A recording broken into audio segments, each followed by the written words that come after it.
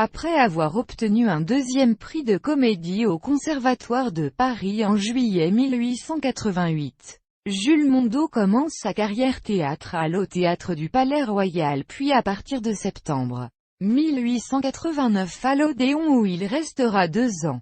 Ensuite il se produit sur de nombreuses scènes parisiennes dont le Théâtre de l'Athénée, le Vaudeville, où il créa, le 23 décembre 1913, La Belle Aventure de Robert de Flers, Gaston Armand de Caillavet et Étienne Ray, et au Théâtre de la Porte-Saint-Martin.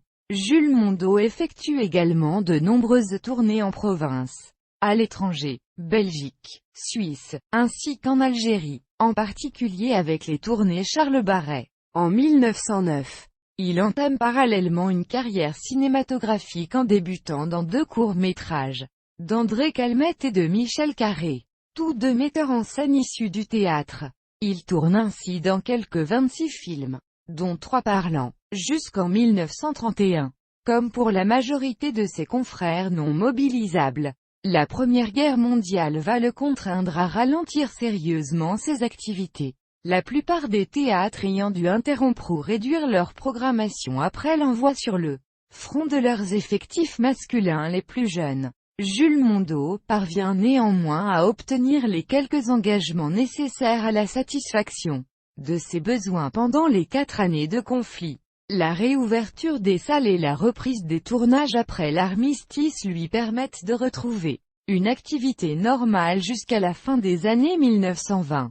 Mais le comédien vieillissant est désormais confronté à une nouvelle génération d'acteurs de formation moins classique et aux jeux plus modernes qui vont progressivement le marginaliser. Le comédien, à la tête en caoutchouc, comme l'avait dépeint un critique de théâtre à ses débuts, qui pouvait passer indifféremment d'un rôle d'aristocrate à celui de domestique, ne fait plus recette. Son dernier engagement connu au théâtre remonte à 1930, et il tourne son dernier film en 1931.